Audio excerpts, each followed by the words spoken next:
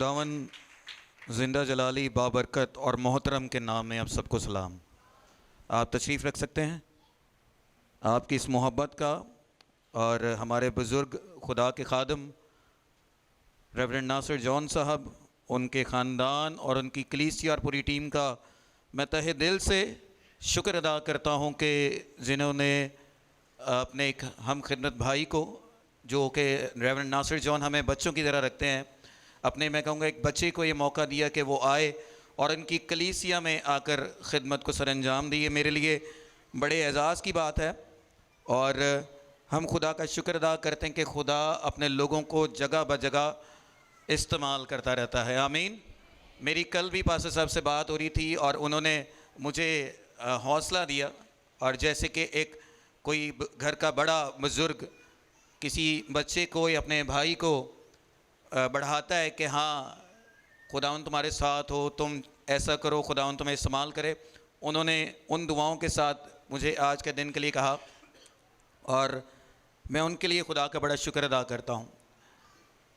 काफ़ी टाइम के बाद मेरा इस चर्च में आना हुआ है, कुछ लोग जानते हैं, और यहाँ आकर मुझे एक और भी खुशी हुई क्योंकि पारी साहब की फ़ैमिली हमें अपने बच्चों की तरह रखती है, इनकी कलीसिया हमें अपने बहन भाइयों की तरह रखती है। एक और मुझे खुशी हुई, मैंने एक बच्चे अपने को देखा, भाई शोएब एक मिनट ज़रा प्लीज़ 2 मिनट खड़े हो जाइएगा।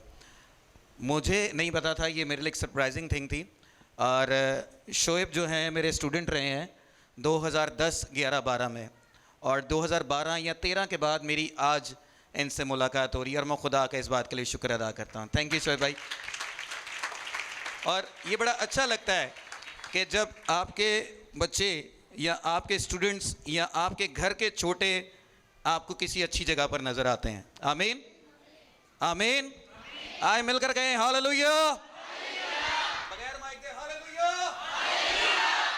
हमारा खुदा जिंदा खुदा है। आज जिस वाले मुताबिक हमारा खुदा हमें सिखाना चाहता है,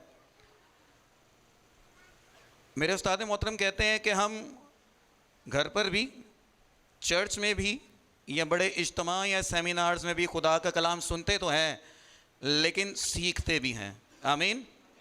कितने हैं जो सुनने आए हैं और कितने हैं जो सीखने भी आए हैं। हालेलुया। तो आज हम मिलकर सीखेंगे, मैं भी आपके साथ मिलकर सीखूंगा। आए मेरे साथ देखें रोमियो के नाम पौलुस रसूल का ख़त, 8वां बाब 18वीं आयत। रोमियो के नाम पौलुस रसूल का ख़त, उसका 8वां बाब और उसकी 18वीं आयत। निकाल लिया जी सबने? क्योंकि मेरी दानिश्त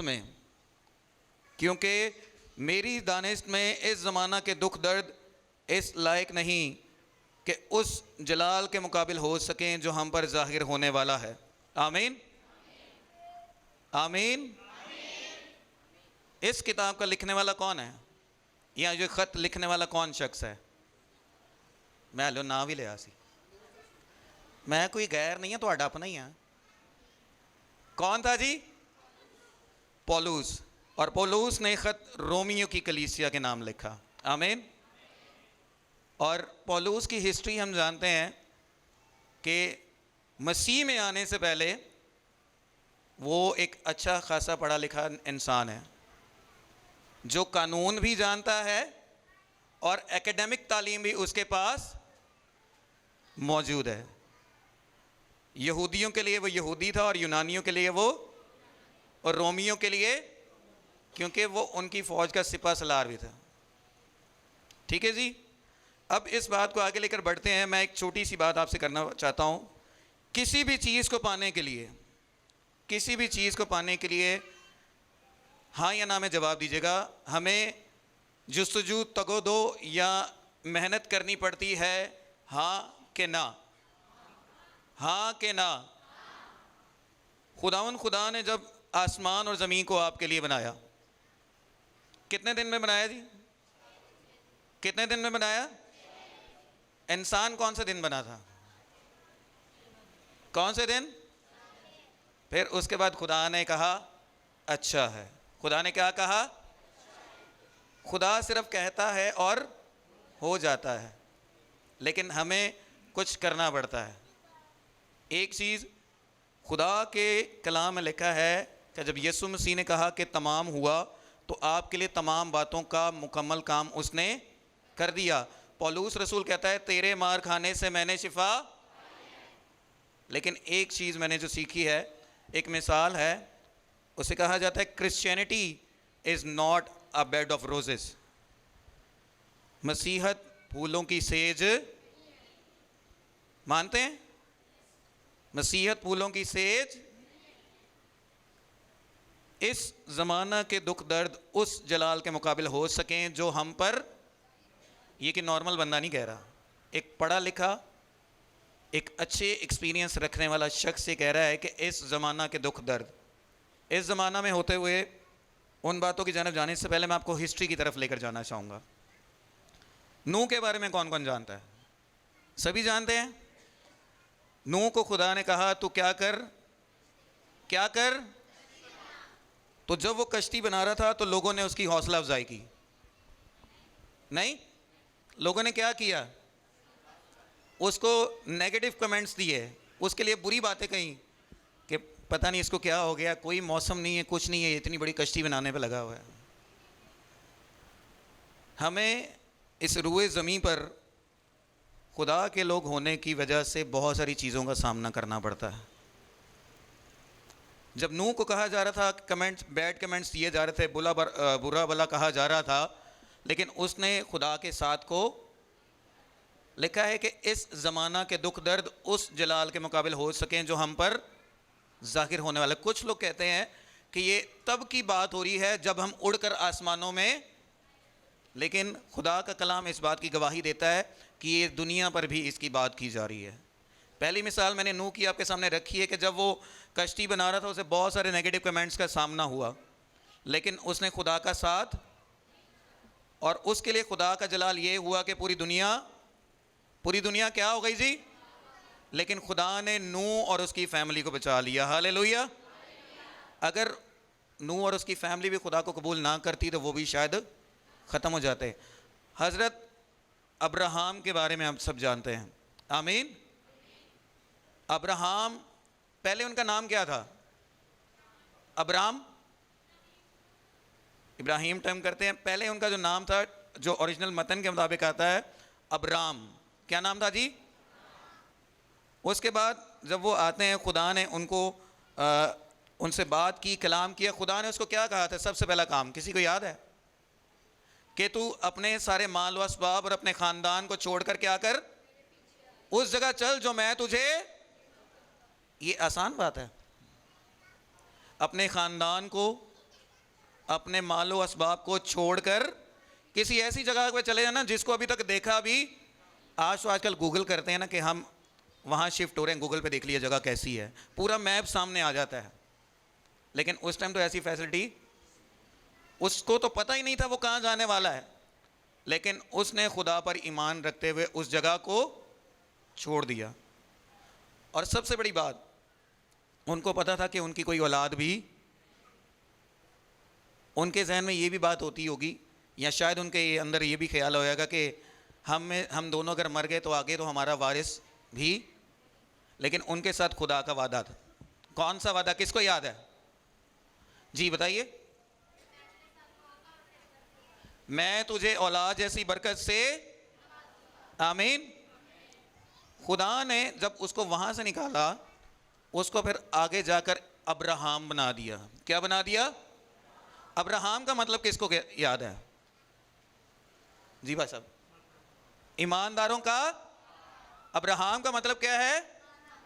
वहां रह रहा था, कुछ नहीं था उसके पास, औलाद भी नहीं थी, लेकिन जब खुदा के नाम पर, ईमान पर निकल कर आता है, उस दुख को छोड़ते हुए जो उसकी फैमिली के मुताबिक उसको झेलना पड़ा, या अपनों को छोड़ते हुए, शायद हम में से आज कोई ऐसा कहे ना, या हमसे शायद खुदा हम कलाम हो तो हम शायद ही माने, आई पे लगाएंगे साढ़ा की होएगा, हमें तो पता ही नहीं कि हम कहाँ जा रहे हैं, हमारा रिजल्ट क्या होगा।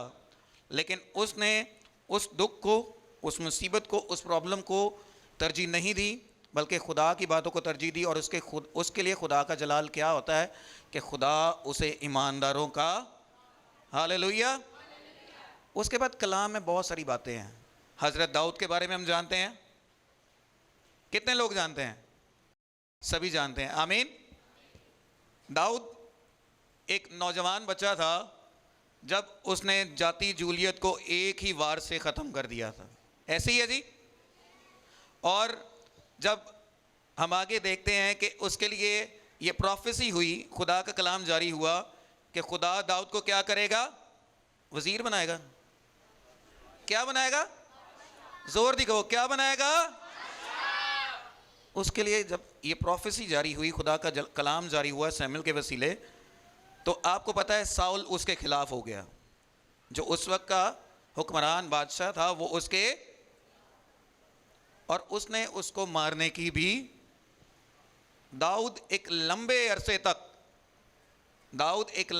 तक हम जानते हैं जंगलों बियाबानों में छुपता रहा। कहते हैं तकरीबन शायद 20-30 साल उसने अपनी लाइफ का यह हिस्सा इसी तरह से गुजार दिया। ये क्यों उसने दुख उठाया?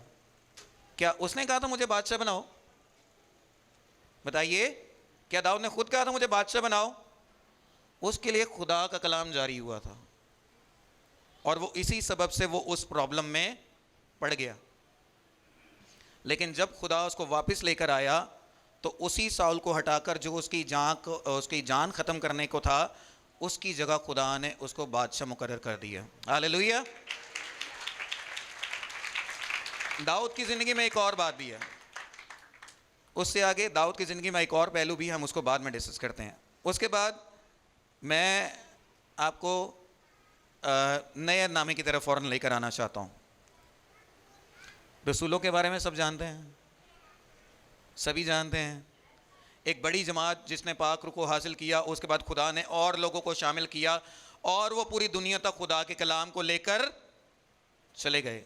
जो पहले 12 रसूल अनॉइंट किए गए, जिनको मखसूस किया गया था, उनके बाद कहा जाता है कि जो आगे भी जमात बढ़ी, जिनको आगे मिनिस्ट्री के लिए, खिदमत के लिए दूसरी जगह पर भेजा गया, कहते हैं कि सिर्फ एक जो था वो तबई मौत मरा, मतलब फिज़िकल डेथ। जैसे कह सकते हैं कि एक उसकी उम्र की लिमिट जैसे आम तौर से हम आज के दिनों में देखते हैं। लेकिन बाकी सबको शहीद कर दिया गया। किसी की खाल उतार के उसको जलते तेल के कढ़ाई में डाल दिया गया, किसी का सर तन से जुदा कर दिया गया, किसी को आरे से चीर दिया गया। और कहा जाता है तो उस वक्त में ऐसी सजाएं थी कि बड़े बड़े जानवरों के साथ बांधकर दोनों एक तरह से टांगे और हाथ उन जानवरों को भगाया जाता और वो जिस्म सेंटर में से फट जाते। यीशु मसीह की अगर मैं आपके लिए बात करूं तो यीशु मसीह ने भी इस जलाल को हासिल करने के लिए पहले दुख सहा। आमीन। कलाम में लिखा है इस दुनिया के दुख दर्द उस जलाल के मुकाबिल नहीं जो हम पर जाहिर होने वाला है। यीशु मसीह का कलाम पूरा होता है। वो कहते हैं कि इब्ने आदम ऊंचे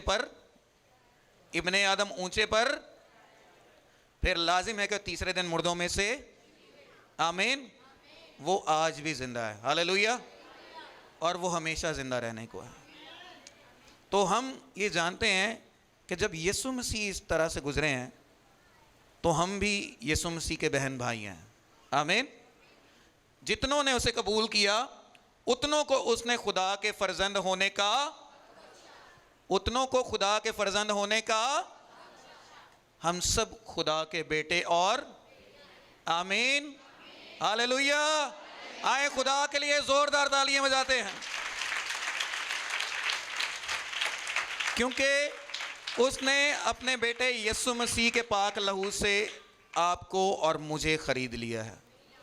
और खुदा के कलाम में देखें, हमने 18वीं आयत पढ़ी थी। मैं चाहूँगा कि आए इसी बाब में रोमियो 8वें बाब की 15वीं आयत से पढ़ें।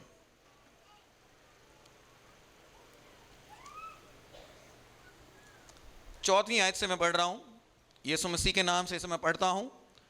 इसलिए कि जितने खुदा के रूह की हिदायत से चलते हैं वही खुदा के, क्योंकि तुमको गुलामी की रूह नहीं मिली जिससे फिर क्या हो, डर पैदा हो, बल्कि ले पालक होने की रूह मिली है जिससे हम अब्बा यानी ऐ बाप कहकर सब कहेंगे कहकर। रूह खुद हमारी रूह के साथ मिलकर गवाही देता है कि हम खुदा के फर्जंद हैं। हालेलुया। रूह खुद हमारी रूह के साथ मिलकर गवाही देता है कि हम खुदा के फर्जंद हैं। अब नोट कीजिएगा, अब जो वर्स पढ़ रहा हूँ वो नोट कीजिएगा। अगर खुदा के अगर फर्जंद हैं तो वारिस भी हैं, यानी खुदा के वारिस, यानी खुदा के वारिस और मसीह के हम मिरास, बशर्त ये कि उसके साथ दुख उठाएं ताकि उसके साथ जलाल भी, उसके साथ दुख उठाएं ताकि उसके साथ जलाल भी। आमीन। जलाल पाना चाहते हैं? आसान नहीं है। सबसे पहले उससे कबूल करें, और मुझे पता है यहाँ हम सभी ईमानदार हैं। आमीन।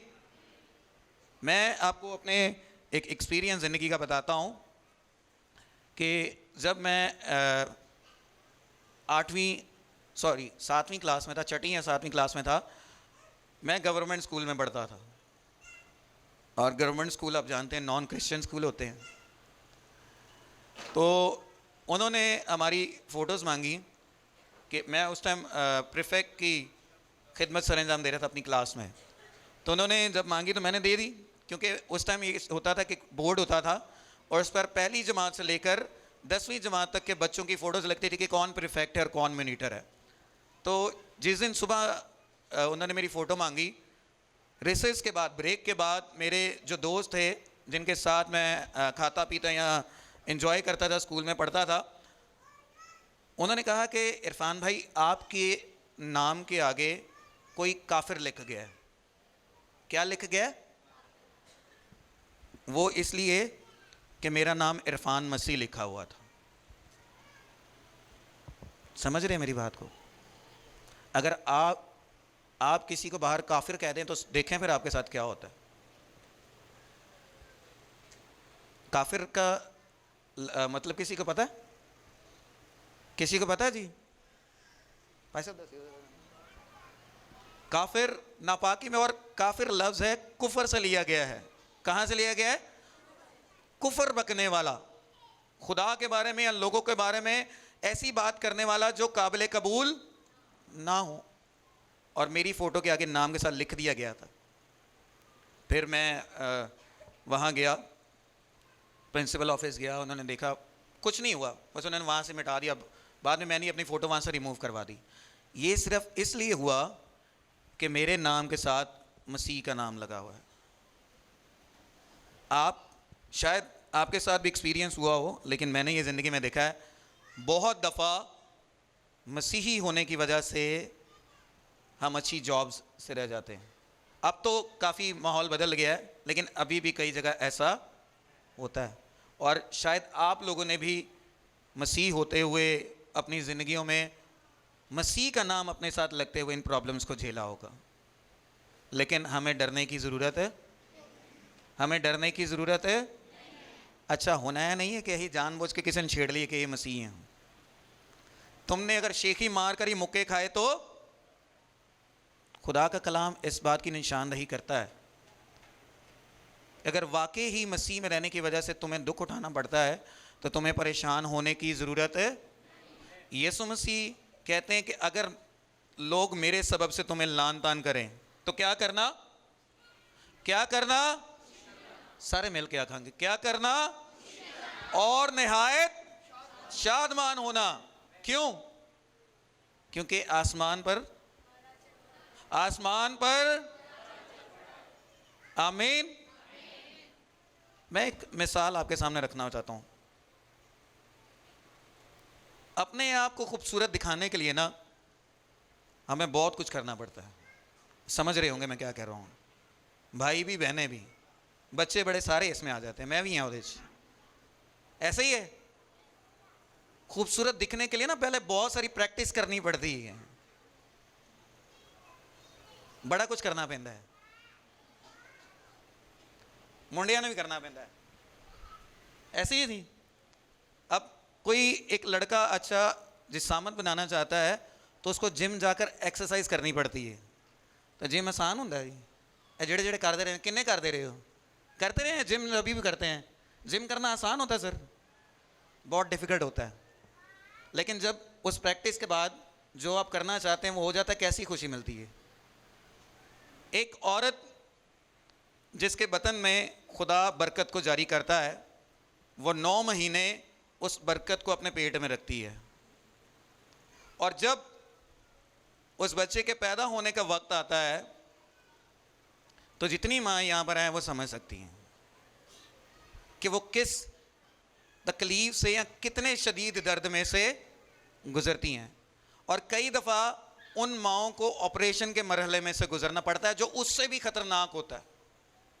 लेकिन एक मेडिकल टर्मिनोलॉजी है, हमारे यहाँ पे शायद ऐसा नहीं है, लेकिन होगा, अभी मुझे कंफर्म नहीं है, कि जब बच्चा पैदा होता है तो उसे माँ के फेस के साथ लगाया जाता है। ऐसे ही है। और आप लोगों ने शायद देखी होंगी वीडियोस, ऑनलाइन में मिल जाती हैं, सोशल मीडिया पर भी। मैंने उन वीडियोस में एक चीज़ नोट की कि जब माँ के फेस के साथ वो नौमौलूद बच्चे को लगाते हैं ना, वो सारे दर्द को, सारी तकलीफ़ को भूल जाती है,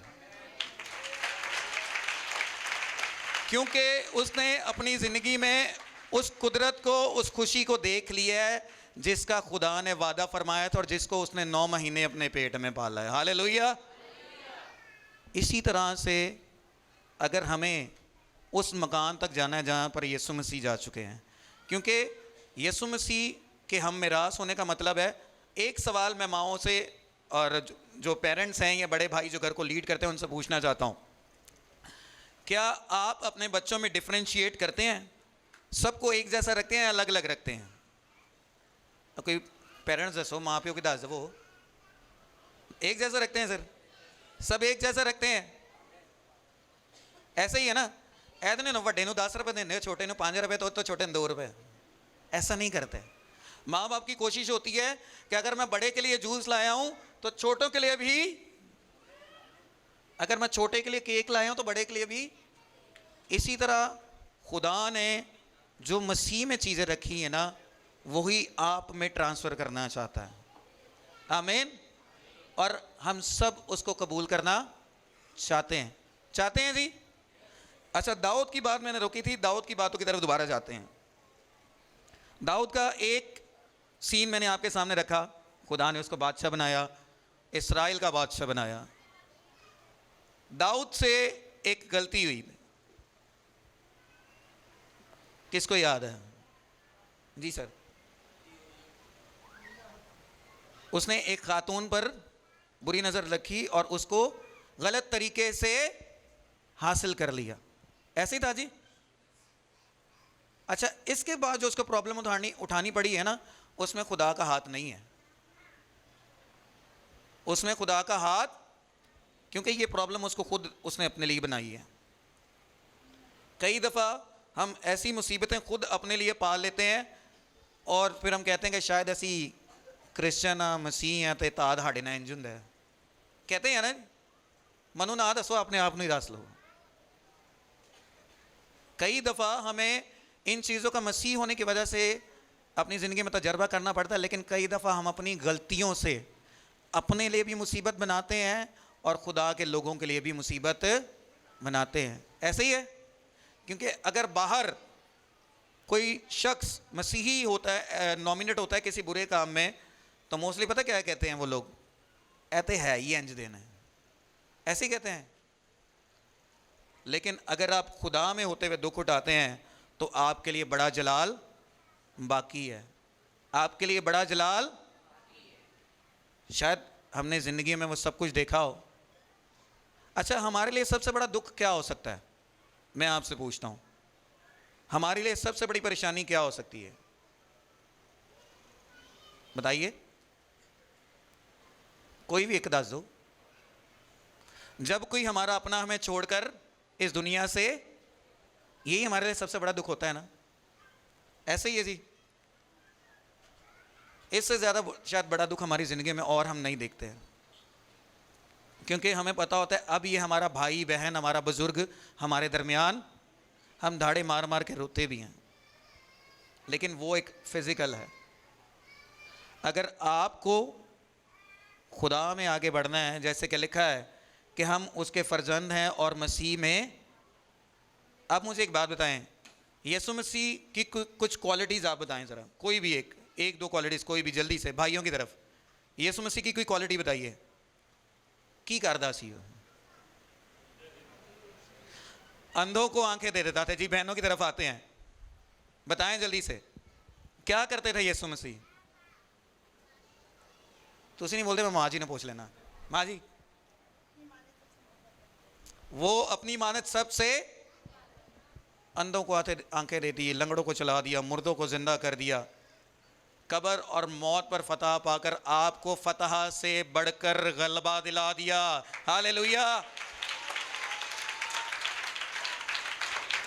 अब ये याद रखें, अगर आप मसीह में हैं तो आप खुदा के क्या हैं? आप खुदा के क्या हैं? और फर्जंद हैं तो वारिस भी हैं। क्या है? क्या है? जो कुछ यीशु मसीह को मिला वो खुदा ने आपके लिए भी रख छोड़ा है। आमीन। आए खुदा के लिए जोरदार तालियां बजाते हैं।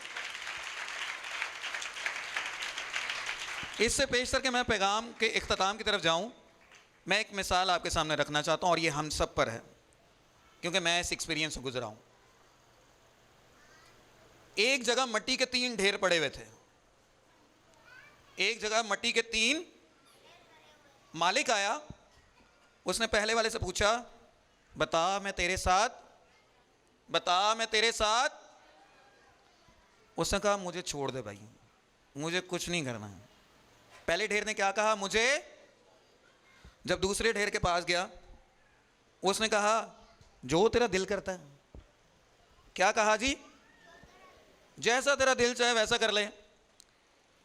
तीसरे ढेर के पास गया, उसने कहा मुझे अपने बेटे जैसा कैसा बना दे? मुझे अपने बेटे जैसा।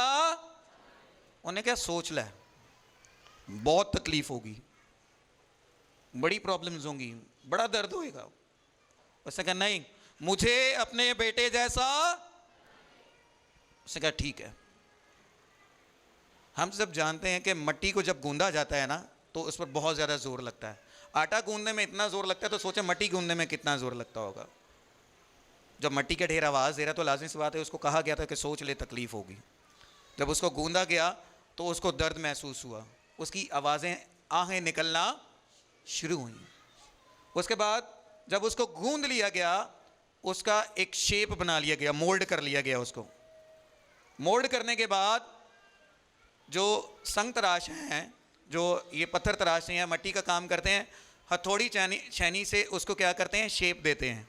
देखा कभी किसी ने जी? वो हथौड़ी छेनी से उसको शेप देते हैं। तो जब वो हथौड़ी छेनी से उसको शेप दे रहे थे तो उसको जो मिट्टी का ढेर अब एक मोल्ड बन चुका था, उसमें से चीखें निकलना शुरू हो गई, क्योंकि सट लग रही है ना। आपको अचानक से कोई लोहे की चीज़ लग जाए तो कैसा फील होगा? पहली आवाज़ निकल दी, अब वो कहना नहीं चाहूँगा, हमारी हंसी निकल जाएगी।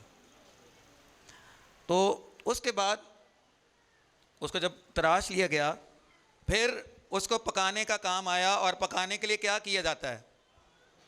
किस में डाला जाता है? भट्टी में। किस में डाला जाता है? जब उसको भट्टी में डाला गया तो उसकी चीखें, उसकी ललकारें दूर दूर तक सुनाई गई। दूर दूर तक लोग सुनने लगे कि भट्टी में कोई पक रहा है और उसकी आवाज़ें दूर दूर तक आ रही हैं। लेकिन जब उसको भट्टी में से निकाला गया, उसको पानी से धोया गया, उसको साफ किया गया, तो वो बिल्कुल उसके बेटे जैसा बन गया। हालेलुया। अगर उसके बेटे जैसा बनना है तो हमें उसके जैसे कामों से भी गुजरना होगा। हमें वो काम अपनी ज़िंदगी में भी ये याद रखें कि खुशी तो है, अबदी ज़िंदगी भी है आपके पास, लेकिन उस आसमान पर जाने से पहले यहाँ पर भी आपके लिए बहुत कुछ है। बहुत कुछ नहीं, मैं कहूँगा सब कुछ है। खुदा का बंदा कहता है, खुदावन यीशु मसीह में मैं सब कुछ उसी के वसीले आज मैं यहाँ पर खड़ा हूँ। हालेलुया। मैं अपने बारे में चंद एक बातें आपको बताना चाहूँ एंड पर। तो मेरे इस बच्चे ने मुझे सिर्फ स्कूल में पढ़ाते हुए देखा है, इसको मेरा पास्ट नहीं पता। मैंने चंद एक बातें इनको बताई भी हैं, लेकिन सब नहीं पता। मैं एक अच्छा खासा पढ़ा लिखा नौजवान होने के बावजूद भी नशा किया करता था। मेरी आदत थी, मैंने सुबह भी पीनी है और रात में भी पीनी है। और मैं उन चीज़ों के नाम नहीं आप सबके सामने लेना चाहता, क्योंकि हम कलीसिया में एक निशानदेही कराना चाहूँगा कि मैंने दुनिया का हर नशा ट्राई किया हुआ है। मैंने दुनिया का हर नशा ट्राई किया हुआ है, और उसके बाद जो प्रॉब्लम्स उठाई हैं ना मैंने, वो मेरी वजह से थी, वो मेरी अपनी गलतियां थी। घर से बाहर रहता था, माँ बाप से लड़ता झगड़ता था, हत्ता कि मैं ग्रेजुएशन मैंने की हुई थी। उसके बाद खुदा ने ज़िंदगी को संभाला। कैथलिक बोर्ड में और दीगर स्कूलों में मैं खुदा की खिदमत करता रहा, पढ़ाता रहा। फिर दोबारा 2013 में मैं वापस उसी ज़िंदगी में चला गया। खिदमत में था, चर्च में खिदमत भी कर रहा था, लेकिन टोन भी रहना सा पीती हुंदी सी। किसी को नहीं पता लगने देता था मैं पिया और चर्च में आ गया। लेकिन 2014 के आखिर में मैंने अपने आप को ख़त्म करने की कोशिश की, क्योंकि उस टाइम ऐसा हुआ था कि मैं सुधरने की कोशिश कर रहा था। और उस टाइम मेरे साथ यह तजर्बा हुआ कि मसीह होने की वजह से मुझे एक ऐसी चोरी में फंसा दिया गया जिसके मैं अपनी जेब से, क्या मेरे पेरेंट्स भी पैसे नहीं दे सकते थे। आज से 2013-14 में चले जाए तो 40-50 हज़ार रुपये बहुत बड़ी अमाउंट है। आजकल तो 25,000 रुपये तनख्वाह होंगी है ना, 30,000 रुपये। उधर तनख्वाह भी 12-13 हज़ार रुपये होंगी, 15,000 रुपये होंगी है। तो मैंने उस टाइम सोचने की कोशिश की कि मैं अपने आप को सही करना चाह रहा हूँ, लेकिन मेरे पर इस तरह के इल्ज़ाम और इस तरह की रुकावटें, तो मैंने कहा मैं अपने आप को ख़त्म कर दूँगा। मैंने पॉइज़न लिया, ट्राई किया, लेकिन खुदा ने मेरी ज़िंदगी को बचा लिया। आमीन। तो जब उसने मुझे बचा लिया तो मेरे पादी साहब, जो मेरे जहाँ शुरू से बचपन से मैं चढ़ जाता रहा हूँ, वहाँ पर जब गया तो उन्होंने मुझसे कहा, बेटा जो कुछ भी कर ले खुदा तुझे छोड़ने वाला नहीं है। वो बात दोबारा मेरे जहन में आई और वापस मैं खुदा में आया। और 2014 के आखिर में खुदा मुझे गवाही टेलीविज़न में लेकर आए, और आज 6 साल से ज़्यादा होने वाले हैं खुदा ने मुझे वहाँ मैनेजर की पोस्ट दी हुई।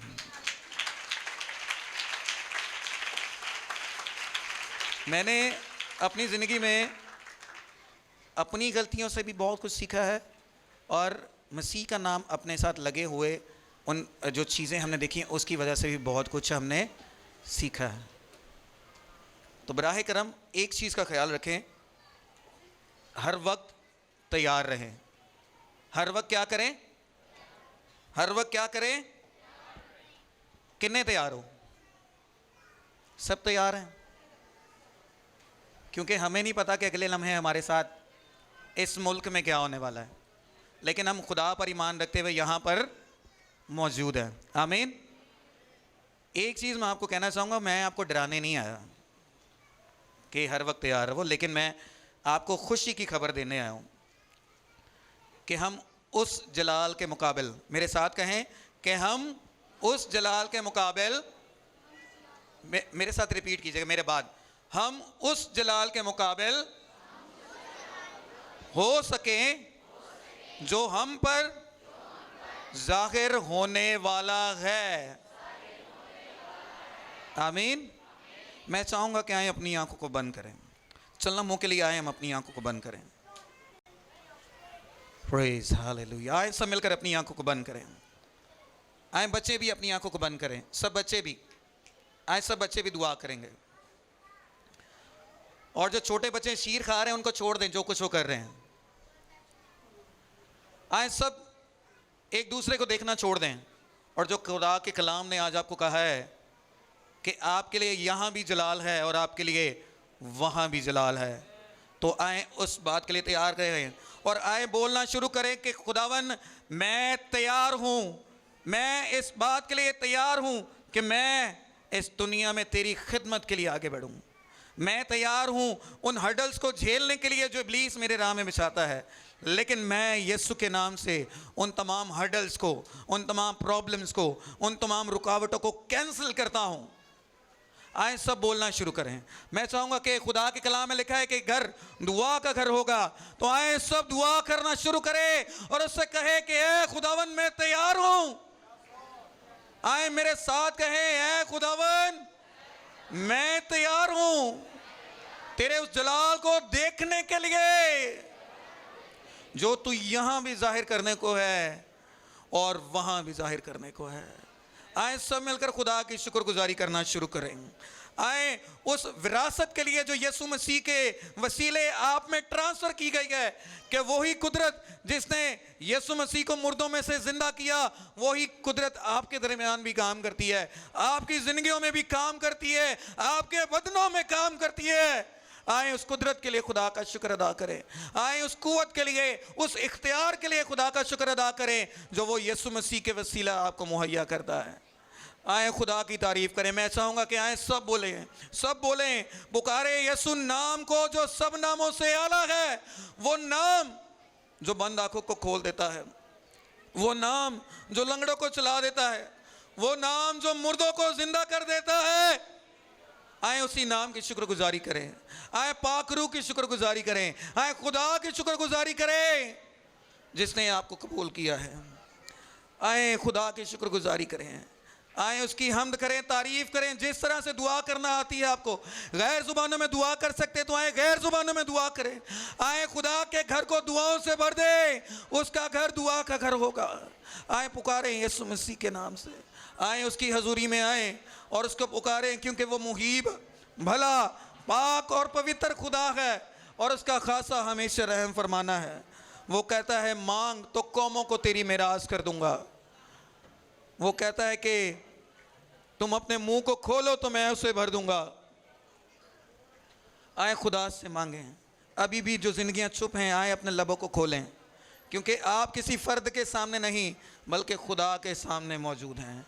उसका पाक रूह आपके साथ मौजूद है, उसकी कुदरत आपके साथ मौजूद है। आए उसे पुकारना शुरू करें।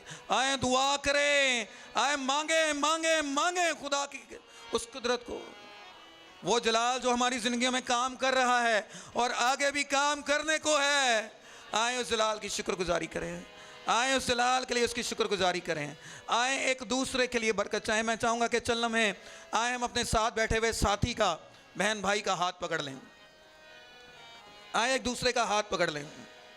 आए बच्चे भी एक दूसरे का हाथ पकड़ लें। आए खुदा के खादम भी एक दूसरे का हाथ पकड़ लें। आए सब मिलकर एक दूसरे का हाथ पकड़ें और जो हाथ हमने पकड़े हैं उनको बुलंद करें। आए उन हाथों को बुलंद करें और इस बात का इकरार करें कि आप खुदा के बेटे और बेटियां हैं। इस बात का इकरार करके खुदा का जलाल आपकी ज़िंदगियों में काम करता है। इस बात का इकरार करें कि वो आपके दरमियान है, उसकी कुदरत आपके दरमियान है और उसने यीशु मसीह में आपको एक कर दिया है। अब कोई बड़ा छोटा कोई फ़र्क नहीं रहा, कोई कमज़ोर या ज़ोरावर नहीं रहा, बल्कि यीशु मसीह में हम सब एक हो गए हैं। आए इसी तरह से उसकी पाक हजूरी में बढ़ते हैं। आए उसकी हजूरी में चलते हैं, हम उसके साथ चलते हैं और उसकी कुदरत में रहते हैं। अपनी आंखों को यूं ही बंद रखते हुए, अपनी आंखों को बंद रखेंगे और खुदावन के सामने अपने आप को रखेंगे। Praise hallelujah. तेरे रूह से, तेरे रूह से, ओ अपनी आंखों को बंद तेरे रूह से खुदावन खुदा, बेशक खुदावन तेरे रूह से, तेरे रूह से, तेरे रूह से, तेरे रूह से, तेरे रूह से, ओ तेरा शुक्र हो, तेरी रूह, तेरी तारीफ करते हैं खुदावन, तेरे रूह से, हालेलुया हालेलुया। तेरे रूह से, तेरे रूह से, तेरे रूह से खुदावन खुदा, ये पहाड़ भी मैदान हो जाएगा, ये पहाड़ भी मैदान हो जाएगा, सहरा में भी एक राह बन जाएगा,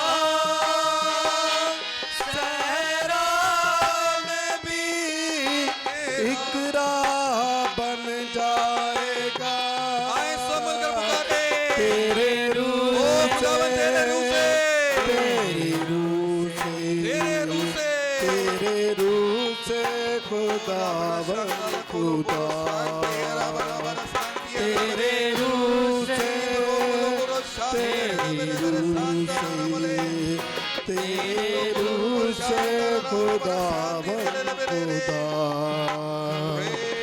एक काम नया तू करेगा, बियाबान में दरिया बहेगा। बड़े बड़े काम करता एक है, काम नया तू करेगा, ओ तेरी तारीफ हो खुदावन के खुदा, बियाबान में दरिया बहेगा। हर दरवाजा जो बंद खुल जाएगा, हर दरवाजा जो बंद खुल जाएगा। सहरा में भी एक राह बन जाएगा, सहरा में भी एक राह बन जाएगा। तेरे रूह से, तेरे रूह से, ओ खुदावन सिर्फ और सिर्फ तेरे रूह से, खुदावन खुदा, ओ तेरी तारीफ हो खुदावन, तेरे रूह Praise, praise, hallelujah, ओ तेरी तमजीद हो खुदावन के खुदा, खुदावन खुदा। हम तेरे ही पास आते हैं, हम तेरी शुक्रगुजारी करते हैं खुदा, क्योंकि तूने अपने रूह को हम सब के लिए भेज दिया। Praise, hallelujah. तेज आंधी का जैसे सन्नाटा, तेरा शुक्र करते हैं खुदा, बरसे बादल यूं तेरी वफा, तेरी तमजीद हो खुदावन के खुदा, तेज आंधी का जैसे सन्नाटा, ओ हालेलुया, बरसे बादल यूं तेरी वफा, तेरी तमजीद हो, आसमां जमीन पे उतर आएगा, आसमां जमीन पे उतर आएगा। सहरा में भी एक राह बन जाएगा, सहरा में भी एक राह बन जाएगा। तेरे रूह से, तेरे रूह से, तेरे रूह से खुदावन खुदा, तेरे रूह से, तेरे रूह से, तेरे रूह से खुदावन खुदा। ओ खुदावन सिर्फ तेरे रूह से, हम पे तेरा फजल कीमती तेरा शुक्र हो है, खुदावन के खुदा, कुछ नहीं है जो मुमकिन नहीं। ओ तेरी तारीफ हो तेरे फजल के पे लिए, तेरा फजल कीमती है, बेसहा फजल, कुछ नहीं है जो मुमकिन नहीं। ओ खुदावन तेरा शुक्र हो, इल्ज़ाम भी सामने से हट जाएगा, ऐसा खुदावन तू ऐसा करता है, इल्ज़ाम भी सामने से हट जाएगा। सहरा में भी एक राह बन जाएगा, सहरा में भी एक राह बन जाएगा। तेरे रूह से, तेरे रूह से, तेरे रूह से खुदावन खुदा, तेरे रूह से, तेरे रूह से, तेरे रूह से खुदावन खुदा, तेरे रूह ओ से, हालेलुया, तेरी रूह से खुदावन मैं चाहूँगा कि आए चंद लम्हों के लिए इसी तरह अपनी आंखों को बंद रखें, इसी तरह से हमारी आंखें बंद रहें और सिर्फ शुक्रगुजारी करें, सिर्फ और सिर्फ शुक्रगुजारी करें, सिर्फ और सिर्फ शुक्रगुजारी करें, उस खुदा की शुक्रगुजारी करें। तेरा शुक्र करते हैं, रहमतों से भरे हुए खुदा हम तेरी तारीफ। माँ बाप अपने बच्चों के लिए शुक्रगुजारी करें, बच्चे अपने वालिदैन के लिए शुक्रगुजारी करें, स्टडी के लिए शुक्रगुजारी करें, जॉब्स के लिए खुदा की शुक्रगुजारी करें, आपके अच्छे खादम रेवरेंड नासिर जॉन के लिए खुदा की शुक्रगुजारी करें, उनके साथी पास्टर्स के लिए, उनकी अहलिया के लिए, उनकी फैमिली के खुदा की शुक्रगुजारी करें, सिर्फ शुक्रगुजारी करें। आए शुक्रगुजारी करें। ओ खुदा हम तेरी तारीफ, हम तेरा शुक्र अदा करते हैं तेरे बंदा रेवरेंड नासिर जॉन के लिए, उनकी फैमिली के लिए, उनकी कलीसिया के लिए खुदा हम तेरा शुक्र अदा करते हैं। खुदावन इस खूबसूरत चर्च के लिए, इन खूबसूरत लोगों के लिए खुदा हम तेरी शुक्रगुजारी करते हैं, तेरे बेटे और बेटियों के लिए तेरी शुक्रगुजारी करते हैं, प्रशिश करने वाले भाइयों के लिए, साजो आवाज़ों के लिए, साउंड सिस्टम के लिए, बाकी सारे इंतज़ाम और सिक्योरिटी देखने वाले बच्चों के लिए खुदावन तेरी शुक्रगुजारी करते हैं। खुदावन हर एक पर अपना फजल जारी रख और हम इसी तरह से तुझ में बढ़ते रहें, जलाल पाते रहें, और जब तक तू ना आ जाए इसी तरह से एक दूसरे के साथ शराकत रखते रहें, यीशु मसीह के नाम से आमीन। आए सब मिलकर कहेंगे आमीन। आमीन।